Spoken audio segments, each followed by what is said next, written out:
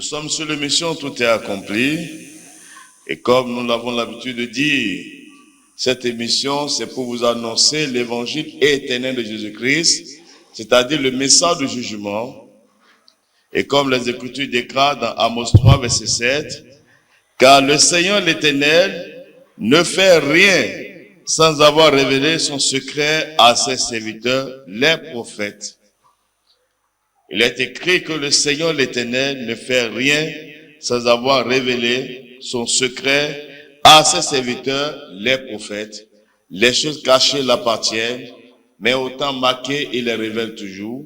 Voilà pourquoi, quand vous lisez dans Ésaïe 46, à partir du verset 9, et précisément dans le verset 10, il déclare, c'est lui qui annonce dès le commencement ce qui doit arriver, et longtemps d'avance ce qui n'est pas encore accompli.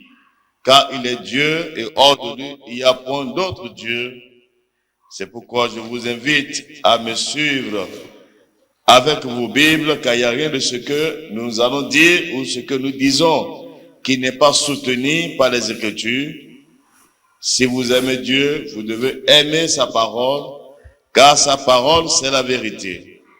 Quand vous ouvrez votre Bible avec moi, en lisant dans Apocalypse 14, verset 6, il déclare, « Je vis un autre ange qui volait par le milieu du ciel, ayant un évangile éternel pour l'annoncer aux habitants de la terre, à toute nation, à toute tribu, à tout peuple, et à toute langue et à tout peuple. » Le verset 7 dit, il disait d'une voix forte, « Craignez Dieu, donnez-lui gloire, car l'heure de son jugement est venue, et adorez celui qui a fait le ciel et la terre, et la mer et les sources d'eau. » Vous devez savoir que ce passage de l'Écriture est accompli déjà, car nous sommes déjà dans le temps de jugement, et c'est un message d'avertissement. C'est en ceci que Dieu bénit éternellement celui qui est, qui était, qui revient encore en la personne de Jésus-Christ, m'a établi son prophète, son prédicateur, afin de vous annoncer ce message qui concerne son retour, car le diable sait qu'il a peu de temps. C'est lui qui est le véritable prince de ce monde, car le monde lui appartient, et il revient afin de régner dans ce monde comme Shiloh, afin de régner dans ce monde comme fils de David, pour que les Écritures puissent accomplir. Et quand vous lisez également dans vos Bibles, dans Matthieu 24, verset 14, il dit, cette bonne nouvelle du royaume sera prêchée dans le monde entier pour servir de témoignage à toutes les nations, alors viendra la fin. C'est ça l'évangile éternel, la bonne nouvelle du royaume. La bonne nouvelle du royaume, ça parle de quoi? L'avènement de Jésus-Christ, son retour, qui sera prêché, et c'est en cela m'a établi son prédicateur, son prophète, afin de vous avertir en ce qui touche son retour, car il revient bientôt. Il apparaîtra du ciel dans la plénitude de sa force pour demander compte de son sang. Et comme déjà lui-même disait en son temps, en annonçant son retour, dans Luc 18, le verset 8 vers la fin, quand le Fils de l'homme viendra, trouvera-t-il la foi sur la terre? Il déclare, trouvera-t-il la foi sur la terre? Or, quand nous regardons dans les Écritures, dans Romains 10, verset 17, les Écritures témoignent que la foi vient de ce qu'on entend, et ce qu'on entend vient de la parole de Christ. Et si nous aimons véritablement Dieu, nous devons aimer sa parole. Voilà pourquoi nous allons lire ensemble dans Jean 1, verset 17. La parole déclare, car la loi a été donnée par Moïse, la grâce et la vérité sont venues par Jésus-Christ. Il est clair ici, lorsqu'on parle de Moïse, c'est par rapport à la loi. C'est par rapport à la première alliance que Dieu a établie avec le peuple d'Israël. En parlant de Jésus-Christ, c'est là où on parle de la grâce et la vérité, c'est-à-dire la foi. C'est là la nouvelle alliance, car c'est Christ qui est le médiateur de la nouvelle alliance. Mais quand nous regardons au jour lorsqu'il était encore dans la chair, parce qu'il s'est rendu semblable au Fils des hommes, afin d'accorder le salut à l'humanité, et principalement aux croyants. Il va dire quelque chose dans Matthieu 23, verset 15. Malheur à vous, scribes et pharisiens, hypocrites, parce que vous courez la mer et la terre pour en faire un prosélyte. Et quand il est devenu, vous en faites un fils de la géhenne 2 fois plus que vous. Nous pouvons nous poser la question de savoir pourquoi cette parole est si dure envers ces scribes et ces pharisiens. Le moment Christ devait les louer, le moment il devait les dire, heureux sois-vous, parce que vous propagez la parole de Dieu, la loi vient de Dieu. Mais à notre grande surprise, dit malheur à vous. Scribes, c'est les docteurs de la loi. Les pharisiens, c'est les fanatiques de la loi. C'est Moïse ou rien. Il dit hypocrite, parce que vous courez la mer et la terre pour en faire un prosélyte. Un prosélyte, c'est quelqu'un qui n'est pas d'Israël, de la nation d'Israël selon la chair, de la maison de Jacob, qui s'est converti à la première alliance, qui habille la main dans le livre de la loi où on parle des 10 commandements, où on parle des fêtes, Pâques, Pentecôte, Tabernacle, où on parle des dîmes, des offrandes, des sacrifices d'animaux, tout ce qui est sorti de la bouche de Moïse, c'est là. Il dit, telle personne, c'est lui qu'on appelle prosélyte. Quelqu'un qui n'est pas d'origine juif, qui n'est pas d'origine de nature israélite. C'est la personne là. Mais il dit, quand il est devenu, vous en faites un fils de la géhenne 2 fois plus que vous, c'est-à-dire fils de l'enfer. Il est destiné à l'enfer 2 fois, plus que vous.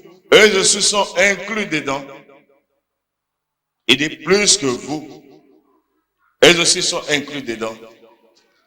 Et quand nous considérons les Écritures, en voyant les premiers prophètes, les prophètes qui ont parlé sous la première alliance, sous l'alliance de Moïse, la loi de Moïse, dans Jérémie 31, verset 31 à 32, il dit, voici les jours viennent, dit l'Éternel, où je ferai avec la maison d'Israël et la maison de Juda une alliance nouvelle, non comme l'alliance que j'ai traitée avec le Père. Le jour où je les saisis par la main pour les faire sortir du pays d'Égypte, alliance qu'ils ont violée, quoique je fisse leur maître, dit l'Éternel. Ici, nous voyons que Dieu avertissait déjà ceux qui étaient établis sous la première alliance, c'est-à-dire la maison de Jacob, la maison d'Israël. Il les avertissait que les jours viennent que lui va amener une nouvelle alliance, et ça ne serait plus l'alliance qu'il a traitée avec le Père, le jour qu'il les a sortis par sa main puissante de l'Égypte. L'alliance qu'il a conclue avec eux, ça ne serait plus cette alliance-là, car lui va amener une nouvelle. Or, nous savons tous que c'est quand il les avait sortis du pays d'Égypte. Une fois arrivés dans le désert, selon les Écritures dans Exode 19, verset 1 à 5, le 3e mois que Dieu les a proposé, le livre de la loi, la première alliance, où le peuple a adhéré, et c'est là, il les a donné tous les commandements, tous les préceptes, les ordonnances concernant le livre de la loi. Mais il les a avertis que lui va amener une nouvelle. Et c'est par Jésus-Christ que cette nouvelle alliance est arrivée, car c'est une alliance éternelle. Après cette alliance, il n'y a plus une autre alliance, parce que le sang que Jésus-Christ a versé pour inaugurer cette alliance est d'un esprit éternel. Et quand Christ est venu, il ne s'est pas caché. Il ne s'est pas caché. Il ne s'est pas caché. Car il a coopéré, il est allé vers ceux qui avaient les livres, ceux qui avaient la loi, les prophètes, ceux qui avaient les psaumes dans leurs mains. Il était avec eux. Mais quand nous lisons dans Jean 5, verset 39, il déclare, vous sondez les Écritures, parce que vous pensez avoir en elles la vie éternelle. Ce sont elles qui rendent témoignage de moi. Et vous ne voulez pas venir à moi pour avoir la vie. Et il a dit tout ce que disait la loi, ça parle de qui? De Christ. Voilà pourquoi la parole déclare que c'est lui qui est la vérité et c'est lui qui a amené la vérité. Tout ce que demandait la loi, ça l'annonçait. Ça parle de lui. Tout ce que disaient les prophètes, les psaumes, ça parle de lui. Voilà pourquoi, après sa mort et sa résurrection, il va tenir un langage dans Luc 24, verset 44. Puis il leur dit, c'est là ce que je vous disais lorsque j'étais encore avec vous, qu'il fallait que s'accomplisse tout ce qui est écrit de moi dans la loi de Moïse, dans les prophètes et dans les psaumes. Alors il leur ouvrit l'esprit afin qu'ils comprissent les Écritures. C'est après sa mort et sa résurrection qu'il parlait ainsi à ses disciples, parce que lorsqu'il marchait avec eux en son temps, il ne disait les choses en parabole. Personne ne pouvait le comprendre. Parce qu'il faut qu'il soit glorifié d'abord et que le Saint-Esprit puisse venir pour conduire les hommes maintenant dans la vérité. Mais c'est après sa mort et sa résurrection, puisqu'il aime les siens, il n'était pas parti aussitôt, il est resté encore avec eux. C'est là il leur dit, c'est ce que je vous disais lorsque j'étais encore avec vous, qu'il fallait que s'accomplisse tout ce qui est écrit de moi dans la loi de Moïse, tout ce qui est écrit de moi dans les prophètes et dans les psaumes, parce que toute la parole, ça parle de Jésus-Christ.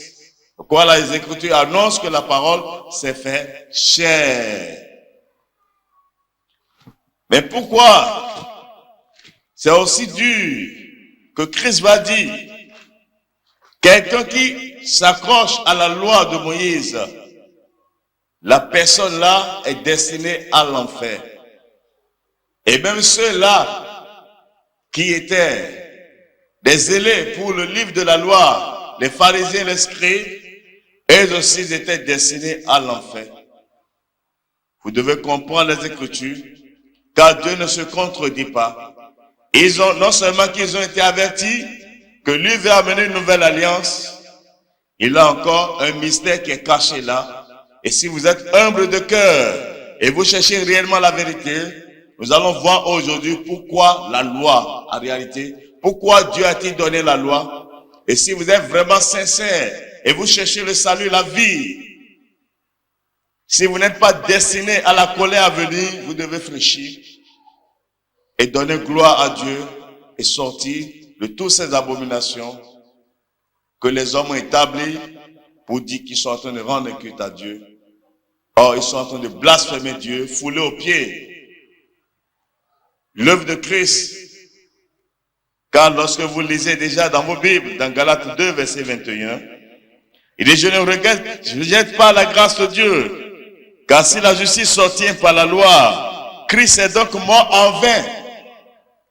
Si les hommes doivent s'appliquer encore aux choses de la loi, au livre de la loi, pourquoi Christ est-il mort? Sa mort ne sert plus à rien. Or, nous savons tous, avec les Écritures, que c'est sa mort qui nous a ouvert la porte du salut. C'est sa mort qui a ouvert la porte de la foi dans les nations pour que ceux qui sont destinés à la vie puissent croire pour le salut. Le salut que Dieu a préparé d'avance pour eux avant les temps éternels. Car c'est lui qui construit toutes choses et qui les exécute au temps marqué.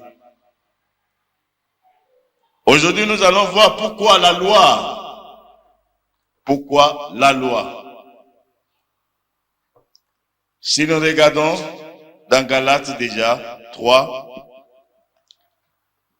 verset 19, et pourquoi donc la loi?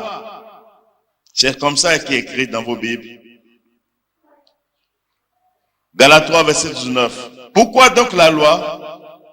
Elle a été donnée ensuite à cause des transgressions jusqu'à ce que vint la postérité à qui la promesse avait été faite.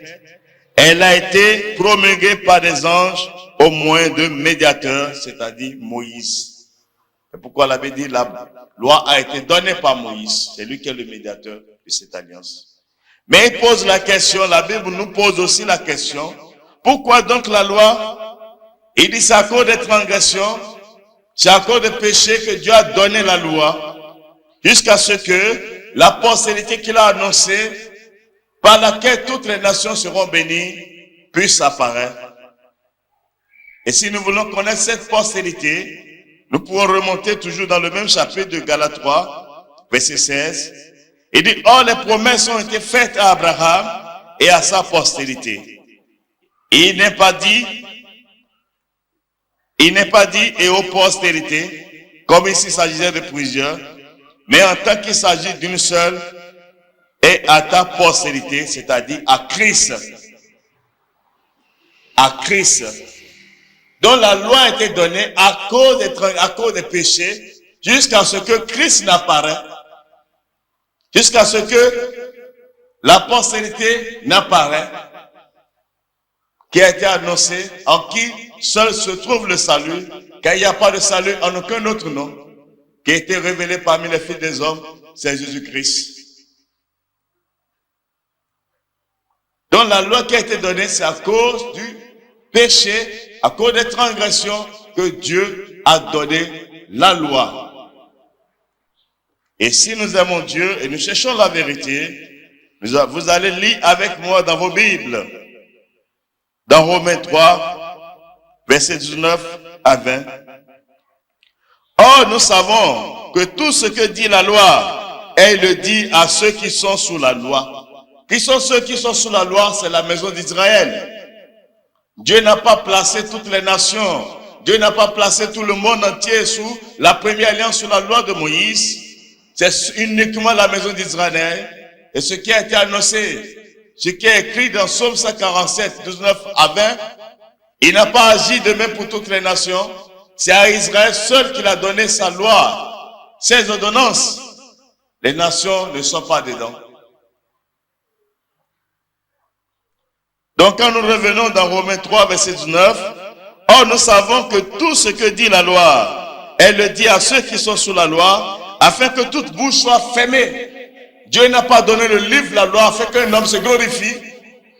Je paie la dîme, pour cela Dieu doit me bénir. Je donne l'offrande, Dieu doit me bénir, avec orgueil. Tant d'offrandes, tant de bénédictions, ce n'est pas ça. Ce n'est pas ça.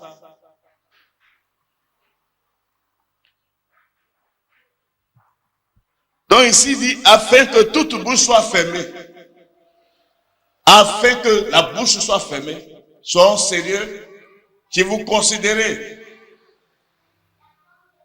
la loi dans toutes ses prescriptions, est-ce qu'il y a un parmi vous, parmi les filles des hommes, qui peut lever son petit doigt pour dire qu'il va respecter? Restons même seulement aux 10 commandements. Vous connaissez quelqu'un qui pourra respecter? Autrement, vous voulez faire de Dieu menteur, qui a condamné tous les hommes dans le péché, afin de les faire miséricorde par un seul homme. Voilà pourquoi Christ, le seul homme qui a marché dans le monde sans le péché, a versé le sang pour que en son nom, le salut soit accordé à toute l'humanité, mais principalement les croyants, ceux qui vont mettre la foi en cela. Donc ici, il dit afin que toute bouche soit fermée et que tout le monde soit reconnu coupable devant Dieu. Reconnu coupable devant Dieu, qui prennent conscience de quoi? De leur nature, qui sont des pécheurs. Et quand vous lisez dans le verset 20, car nul ne serait justifié devant lui par les œuvres de la loi, puisque c'est par la loi que vient la connaissance du péché. Personne ne peut être justifié devant Dieu par les œuvres de la loi. D'abord, c'est le nombre des biens à venir. Personne. Mais puisque c'est par la loi que vient quoi? La connaissance du péché. La loi qui a été donnée, c'est de révéler la nature des hommes. Leur nature. leur montrer l'incapacité de produire une justice propre à eux-mêmes devant Dieu, pour être agréable à Dieu, afin d'obtenir grâce à faveur. C'était pour fermer la bouche aux hommes. Et quand nous évoluons, en lisant dans Romains 7, verset 7 à 8, il dit: que dirons-nous donc? La loi est-elle péché? Loin de là. Mais je n'ai connu le péché que par la loi. Et ça, la loi qui a été donnée, ce n'est pas mauvais, ce n'est pas péché, mais la loi qui a été donnée, son ministère, c'est de montrer aux hommes ce que c'est que le péché en eux. Et il va continuer: car je n'aurais pas connu la convoitise si la loi ne dit tu ne convoiteras point. Donc la loi qui a été donnée, c'est de réveiller la conscience des hommes, qui voient leur nature pécheresse. C'est le mystère qui est caché derrière la loi. Ce n'est pas la loi de Moïse qui a amené le péché, qui a rendu les hommes pécheurs. Les hommes sont déjà des pécheurs avant que Dieu ne donnât la loi. Si vous voulez, nous allons lire rapidement dans Romains 5, verset 12. C'est pourquoi, comme par un seul homme, le péché est rentré dans le monde, et par le péché la mort, et qu'ainsi la mort s'est étendue sur tous les hommes, parce que tous ont péché. Car jusqu'à la loi, le péché était dans le monde. Or, le péché n'est pas imputé, car il n'y avait point de loi. Il dit: car jusqu'à la loi, le péché était dans le monde. C'est-à-dire, avant que Dieu ne donnât la loi à Moïse, le péché était déjà dans le monde. Mais c'est à cause de ce péché qui est dans le monde que la loi est venue, pour réveiller la conscience des hommes, afin que les hommes reconnaissent leur nature devant Dieu pour leur salut. De quoi il dit personne. La loi n'a pas été donnée pour que les hommes puissent se glorifier devant Dieu, mais pour que leur bouche soit fermée.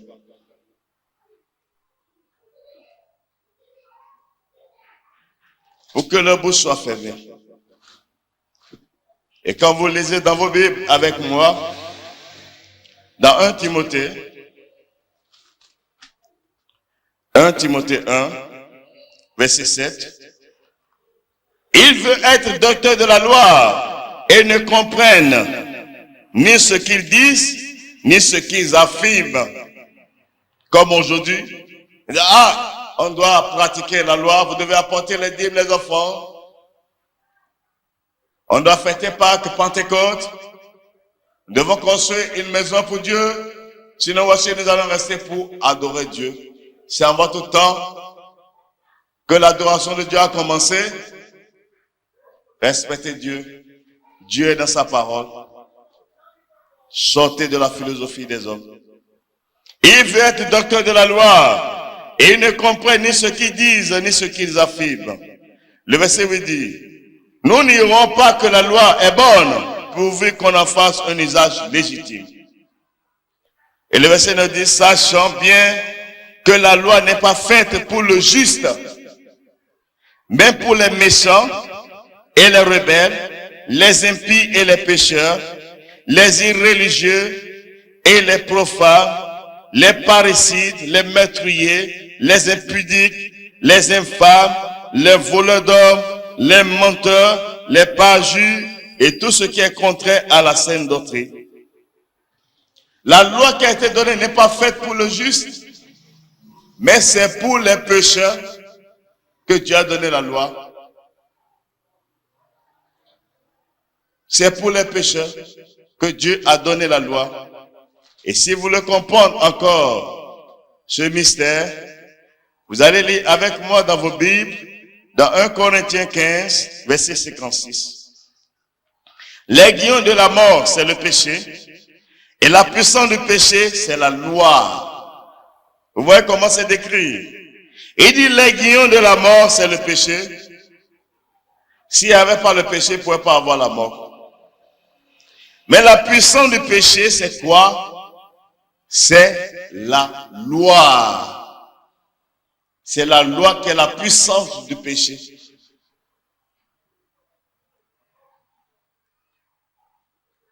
Donc la loi qui a été donnée, c'est de réveiller la nature des hommes, d'exposer la nature des hommes pour que les hommes prennent conscience devant Dieu en reconnaissant ce qu'ils sont, des pécheurs à ses pieds, afin d'obtenir miséricorde. C'est pourquoi lorsque vous lisez avec moi dans vos Bibles, dans Galates, quand vous lisez avec moi dans vos Bibles, dans Galates 3, à partir du verset 23, avant que la foi vînt, en parlant de la foi, il parle de qui? De Jésus-Christ. Avant que la foi vînt, nous étions enfermés sous la garde de la loi, en vue de la foi qui devait être révélée. Avant que la foi vînt, nous étions enfermés sous la garde de la loi, en vue de la foi qui devait être révélée. Il ne s'est pas arrêté là. Ainsi, la loi a été comme un pédagogue pour nous conduire à Christ, afin que nous fussions justifiés par la foi. Donc la loi était comme un pédagogue, un enseignant. Voici, tu es un hypocrite, tu n'es pas monté à Jérusalem, tu n'es pas allé apporter tes dîmes. Ça là, ce n'est pas toutes tes dîmes, ça. La loi est là. Voici, tu viens de mentir. On ne se trompe pas en mentant. Quelqu'un qui ment, c'est qu'il est en train de mentir. Mais la loi est là pour réveiller, pour taper sur sa conscience. C'était le rôle de la loi dans le temps. Il était un pédagogue pour montrer le péché aux hommes, leur nature. Voilà.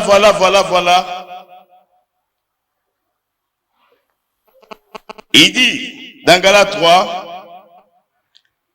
verset 24, ainsi la loi était comme un pédagogue pour nous conduire à Christ. Il dit pour nous conduire à Christ, afin que nous fussions justifiés par la foi. La foi étant venue, nous ne sommes plus sous ce pédagogue. Soulignez cela dans vos Bibles, craignez Dieu, donnez-lui gloire. La foi étant venue, nous ne sommes plus sous ce pédagogue. Qui est ce pédagogue? C'est la loi. Voilà pourquoi lorsque vous lisez dans vos Bibles, dans Romains 10, verset 4, les Écritures témoignent qu'à Christ est la fin de la loi pour la justification de tous ceux qui croient.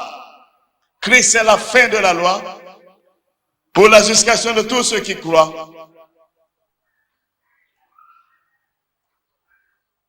Si vous dites être encore sous la loi, les œuvres de la loi, vous dites que Christ n'est pas encore venu. Mais si vous reconnaissez que Christ est venu, la parole de grâce, ce n'est pas moi qui l'ai ordonné, c'est les Écritures. Nous ne sommes plus sous ce pédagogue qui est la loi.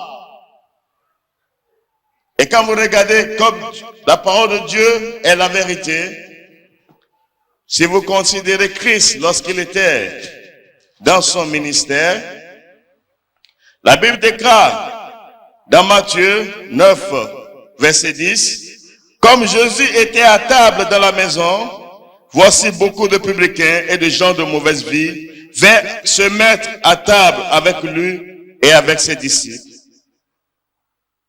Les pharisiens virent cela et il dit à ses disciples, pourquoi votre maître mange-t-il avec les publicains et les gens de mauvaise vie? Parce qu'eux sont les hommes de la loi. Pourquoi le maître, le sauveur, le prophète, il est de Dieu, lui va s'asseoir avec ces gens de mauvaise vie, avec les publicains, les percepteurs d'impôts, pour manger à leur table? Mais regardez ce que les Écritures disent dans le verset 12. Ce que Jésus ayant entendu, il dit, ce ne sont pas ceux qui se portent bien, qui ont besoin de médecins, mais les malades. Et le verset 13. Allez et apprenez ce que signifie, je prends plaisir à la miséricorde et non au sacrifice, car je ne suis pas venu appeler des justes, mais des pécheurs. Le ministère de Jésus-Christ, c'est pour les pécheurs. Il dit, je ne suis pas venu appeler les justes, mais les pécheurs. Or, la loi qui a été donnée, c'était pour les pécheurs. pour révéler leur nature, afin qu'ils prennent conscience, qu'ils se reconnaissent coupables devant Dieu, comme les Écritures l'ont annoncé, afin que lorsque Christ va arriver, ils puissent se laisser à lui pour avoir la vie. C'est pourquoi quand il était avec les scribes et les pharisiens, il est très hypocrite. Vous êtes des hypocrites, parce que la loi que vous pouvez tenter de défendre, aucun d'eux ne peut respecter cela. Aucun de vous ne peut respecter cela.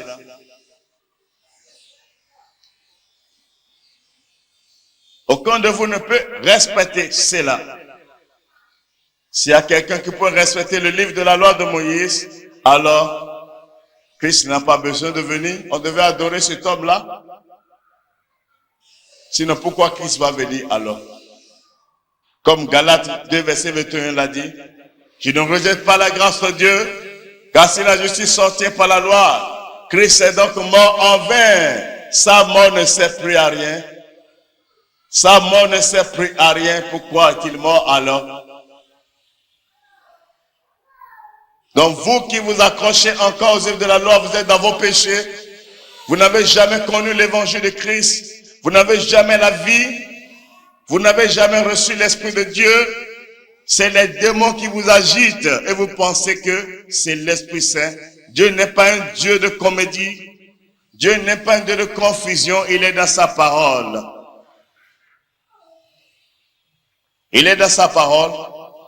Vous qui parlez des dîmes, des offrandes, Pâques, Pentecôte, les œuvres de la loi, Malachie, vous êtes tous dans vos péchés, car vous n'avez jamais accepté Christ. Vous n'avez jamais entendu son évangile. La loi qui a été donnée, ce n'était pas pour que quelqu'un se justifie devant Dieu, mais c'est pour que les bouches soient fermées et que les hommes soient reconnus coupables devant Dieu, comme des pécheurs. Car la loi qui a été donnée, c'est de donner la connaissance du péché aux filles des hommes, afin que l'agneau de Dieu, Jésus-Christ, au temps marqué, qui est déjà venu, pour que la promesse s'accomplisse, parce que c'est lui qui a été destiné avant la fondation de ce monde, par son sang, comme un agneau sans tache, sans défaut, pour le salut de l'humanité. Et au temps marqué, il est apparu. Et pourquoi on dit Christ est la fin de la loi? Christ est la fin de la loi. Craignez Dieu. Craignez Dieu. Vous, aujourd'hui, les païens qui veulent défendre la loi, vous êtes dans la mort. Christ vous a déjà annoncé votre condamnation dans Matthieu 23, verset 15. Vous, les prosélytes. Il dit non, Salomon a construit. Mais pourquoi vous ne dites pas que Pierre a construit? Pourquoi vous ne dites pas que Paul a construit? C'est Salomon que vous voyez. C'est Moïse que vous voyez. C'est les hommes de la loi. C'est les œuvres de la loi. Craignez Dieu, donnez-lui gloire. Christ est dans sa parole. Dieu est dans sa parole. Pourquoi la loi? C'est ça, la vérité qui est cachée.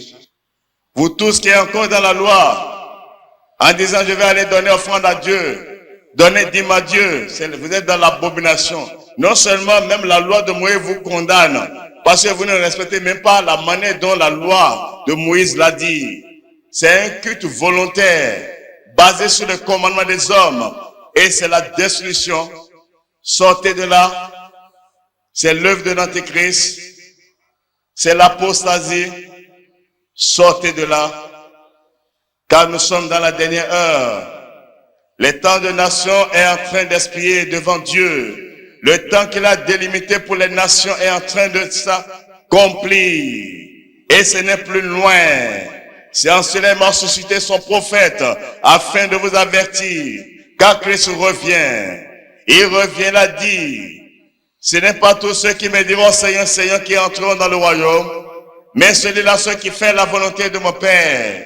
Est-ce que c'est la volonté de Dieu aujourd'hui que vous faites en rendant ces gens de culte et où chacun crée son truc, il met sa plaque, il met son nom, il devient président fondateur et ça devient une entreprise familiale? Vous pensez que c'est Dieu? Vous adorez ce que vous ne connaissez pas. Vous êtes dans vos péchés. Aucun pécheur ne peut hériter la vie devant Dieu. Et si vous aimez Dieu, vous allez tourner la Bible encore avec moi. Ouvrez encore avec moi dans 2 Corinthiens. Dans 2 Corinthiens 3, verset 7. Or, si le ministère de la mort, gravé avec des lettres sur des pierres, a été glorieux, au point que les fils d'Israël ne pouvaient fixer le regard sur le visage de Moïse, à cause de la gloire de son visage, bien que cette gloire fût passagère, combien le ministère de l'Esprit ne sera-t-il pas plus glorieux? Si le ministère de la condamnation a été glorieux, le ministère de la justice est beaucoup supérieur en gloire, et sous ce rapport, ce qui a été glorieux ne l'a point été à cause de cette gloire qui lui était supérieure. En effet, si ce qui était passager a été glorieux, ce qui est permanent est plus glorieux. Ayant donc cette espérance, nous usons d'une grande liberté, et nous ne faisons pas comme Moïse, qui mettait un voile sur son visage, pour que les filles d'Israël ne fissassent pas le regard sur la fin de ce qui était passager. Mais ils sont devenus durs d'entendement, car jusqu'à ce jour, le même voile demeure quand ils font la lecture de l'Ancien Testament, c'est-à-dire l'Ancienne Alliance. Ils ne s'enlèvent pas, ils ne se lèvent pas, parce que c'est en Christ qu'il disparaît. Tous ceux qui sont dans la loi ne peuvent jamais voir Dieu. Les pécheurs ne peuvent pas voir Dieu. Le voile est jeté sur eux. Il dit jusqu'à ce jour, quand on lit cela, Moïse a dit, nous allons faire amener des offrandes pour que nous construisions la maison de Dieu. C'est une abomination. Vous pouvez construire la maison à Dieu, c'est la rébellion contre Dieu. Vous avez quelle parole? Car Dieu soutient toutes ses œuvres par sa parole. C'est l'antéchrist, c'est la séduction. Venez construire et Dieu va construire votre vie. C'est une abomination. Vous êtes dans vos péchés encore. Et c'est un péché mortel. Si vous mourrez dans ça, vous êtes destiné à l'enfer. Et il n'y aura pas d'excuse pour vous. Il dit dans le verset 15, jusqu'à ce jour, quand on lit Moïse, c'est-à-dire la loi, Moïse représente la loi, quand on lit Moïse, un voile est jeté sur le cœur. C'est pourquoi vous allez continuer à voir la Trinité, 3 personnes. Vous ne pouvez pas lire la parole de Dieu comme pense, c'est pas possible. Vous allez toujours lire la Bible comme un roman. Ça ne produira jamais la vie en vous, à moins que vous convertissez à Christ. Il dit jusqu'à ce jour, quand on lit Moïse, un voile est jeté sur le cœur. Mais quand les cœurs se convertissent au Seigneur, le voile est ôté. Le voile est ôté. Quand les cœurs se convertissent au Seigneur, le voile est ôté. Parce qu'aucun pécheur ne peut rentrer dans la présence de Dieu. Aucun pécheur ne peut voir la gloire de Dieu. Vous êtes encore dans vos péchés. Vous qui continuez dans les œuvres de la loi. Vous dites que Christ n'est pas mort encore. Et voilà l'esprit qui vous conduit. Quand vous lisez avec moi dans vos Bibles, dans 1 Jean 4, à partir du premier verset, bien-aimés, n'ajoutez pas foi à tout esprit, mais éprouvez les esprits pour savoir s'ils sont de Dieu, car plusieurs faux prophètes sont venus dans le monde. Reconnaissez à ceci l'Esprit de Dieu. Tout esprit qui confesse Jésus-Christ venu en chair est de Dieu. C'est-à-dire tout serviteur qui reconnaît que Christ est venu dans la chair, il est manifesté, reconnaît son œuvre dans la chair. Il dit celui-là est de Dieu. Or, celui qui s'accroche aux œuvres de la loi dit que Christ n'est pas encore venu. La Bible déclare que Christ est venu, nous ne sommes plus sous ce pédagogue. Mais aujourd'hui, les gens trouvent que c'est utile que nous ramenons encore la loi pour parler de Jésus-Christ. Dieu n'est pas comédien. Ce n'est pas facultatif, le livre de la loi. Si tu mets ta main dedans, tu dois respecter tout ce qui est là.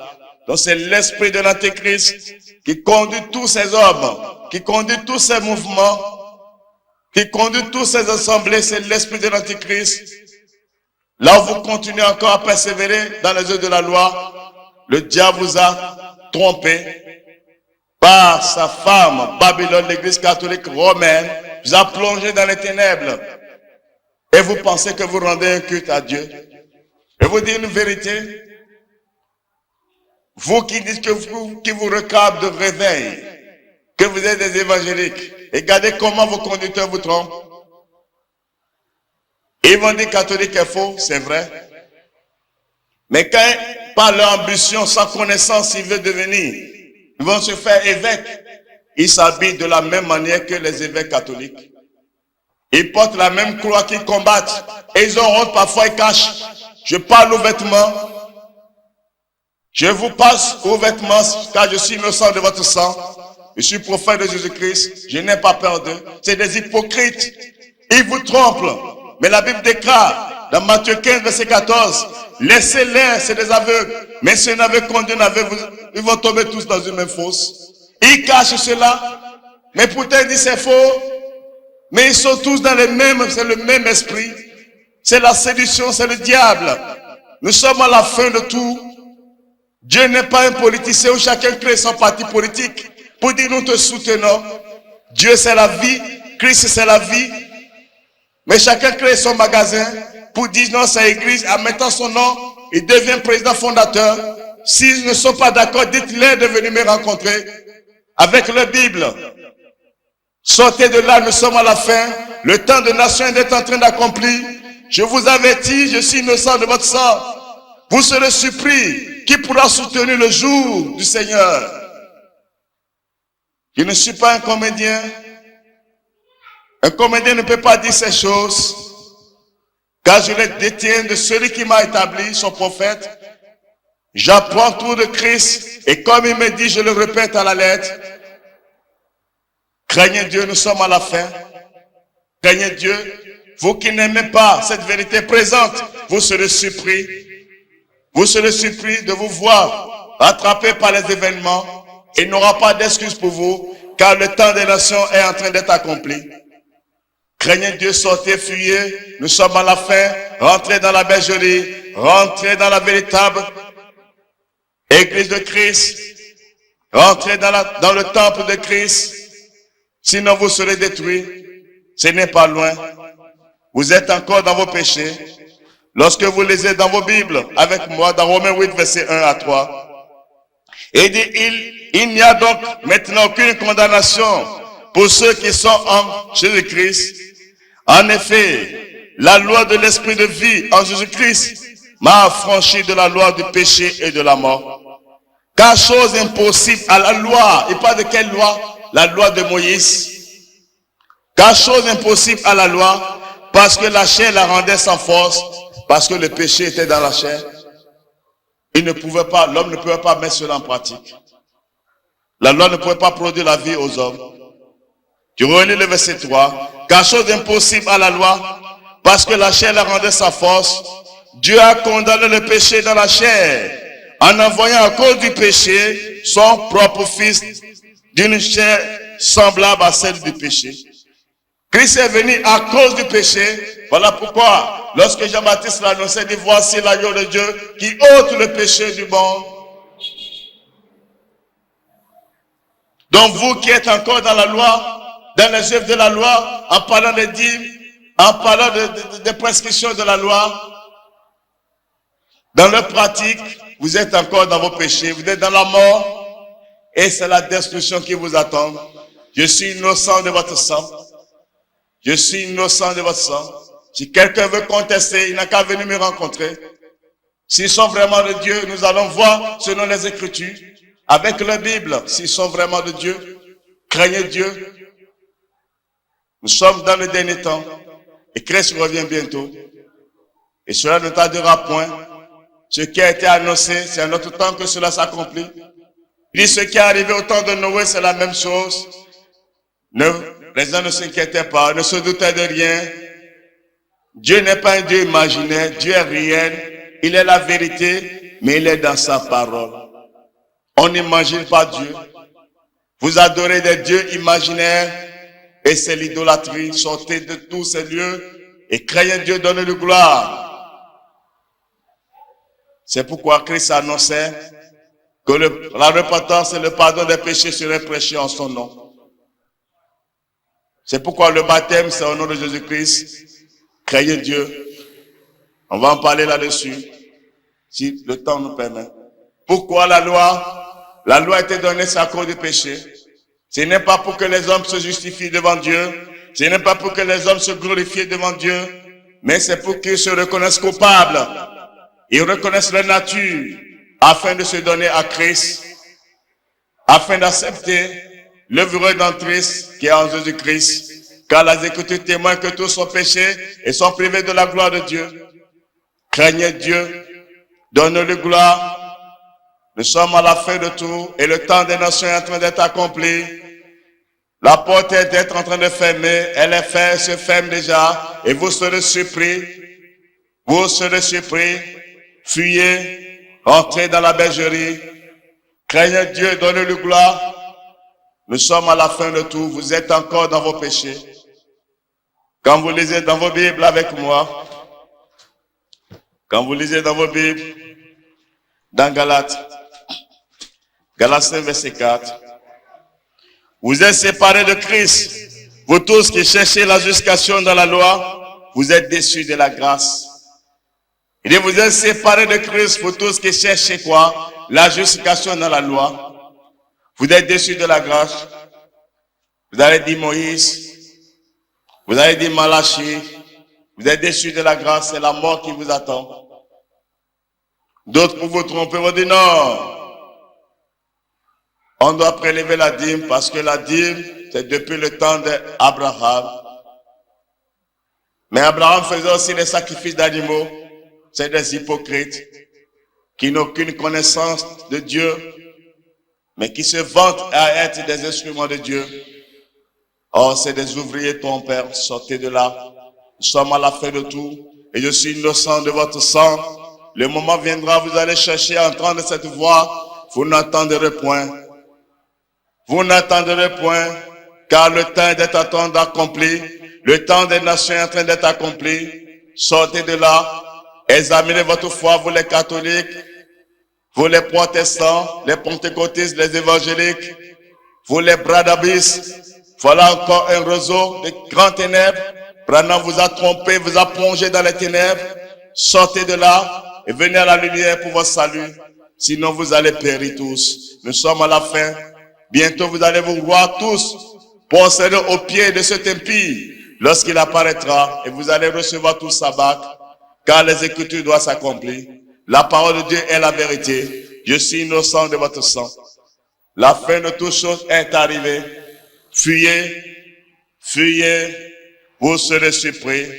Qui pourra soutenir le jour du Seigneur? Vous serez surpris, fuyez. Je suis innocent de votre sang. Fuyez, je suis innocent de votre sang. Lorsque vous lisez avec moi dans vos Bibles, dans 2 Thessaloniciens 1, à partir du verset 5, il dit, c'est une preuve de jugement de Dieu, pour que vous soyez jugés dignes du royaume de Dieu, pour lequel vous souffrez, car il est de la justice de Dieu de rendre l'affliction à ceux qui vous affligent, et de vous donner à vous qui êtes affligés du repos avec nous, lorsque le Seigneur Jésus apparaîtra du ciel avec les anges de sa puissance, au milieu d'une flamme de feu, pour punir ceux qui ne connaissent pas Dieu et ceux qui n'obéissent pas à l'évangile de notre Seigneur Jésus. Lorsqu'il apparaîtra, la parole annonçait déjà que c'est toutes les tribus de la terre qui se lamenteront à cause de lui, car il a versé son sang. Mais les hommes disent non, nous n'avons pas besoin que tu règnes sur nous. Nous-mêmes, nous pouvons nous commander nous-mêmes. Mais la Bible déclare, lorsqu'il apparaîtra, il apparaîtra au milieu d'une flamme de feu. C'est ça qui annonce le baptême de feu dont Jean-Baptiste parlait concernant Christ. Ça parle de sa colère à venir pour punir ceux qui ne connaissent pas Dieu. C'est pas arrêté là. Et ceux qui n'obéissent pas à l'évangile de notre Seigneur Jésus-Christ. Vous qui dites Jésus, Jésus, et qui êtes toujours dans les œuvres de la loi, qui ne veut pas obéir à la sainte doctrine, vous serez punis. C'est le même esprit, c'est l'esprit de l'Antéchrist. Fuyez, nous sommes à la fin. Je vous avertis qu'en tant que prophète de Jésus, C'est lui-même qui va établir afin de sonner cette trompette dans vos oreilles, car personne ne dira « je n'ai pas entendu ». Je n'ai pas compris. C'est pourquoi je parle, je ne parle pas un autre langage. Je parle le langage que vous comprenez. Je parle dans la Bible, pas dans un autre livre. La Bible que vous avez en main, chez vous. Craignez-le. Quand vous lisez dans Matthieu 7, verset 21, il dit ceux qui me disent Seigneur, Seigneur n'entreront pas tous dans le royaume des cieux, mais celui-là seul qui fait la volonté de mon Père qui est dans les cieux. Plusieurs me diront en ce jour-là, Seigneur, Seigneur, n'avons-nous pas prophétisé par ton nom? N'avons-nous pas chassé les démons par ton nom? Et n'avons-nous pas fait beaucoup de miracles par ton nom? Et le verset 23, alors je leur dirai aux vêtements, je ne vous ai jamais connu, retirez-vous de moi, vous qui commettez l'iniquité. Je ne vous ai jamais connu. Il dit, je ne vous ai jamais connu. Retirez-vous de moi, vous qui commettez l'iniquité. Parce que lui a un jour de vengeance où il ne fera cession de personne.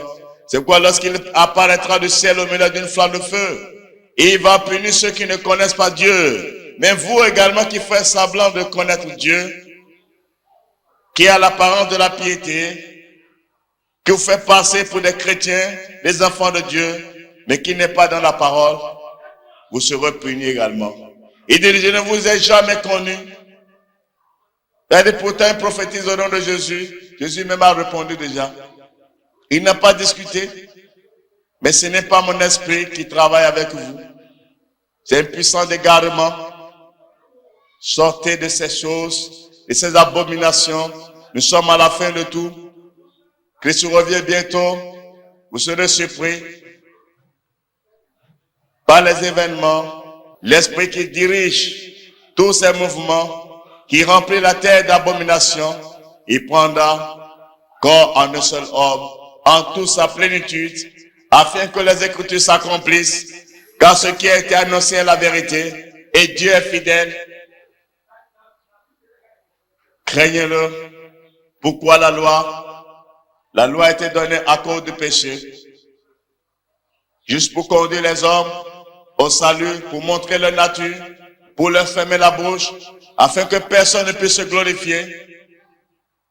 Si quelqu'un doit se glorifier, que ce soit en Jésus-Christ. Si vous êtes encore dans les œuvres de la loi, vous êtes dans vos péchés. C'est une preuve, vous n'avez jamais connu le salut. Tant d'enfants, tant de bénédictions, c'est une malédiction. Ce n'est pas Christ, c'est l'esprit de l'Antichrist. Elle se moquait de Christ. Pourquoi il a porté la chair? Ouvrez avec moi vos Bibles. Dans Hébreux. Pourquoi il a porté la chair? Hébreux 10, verset 5.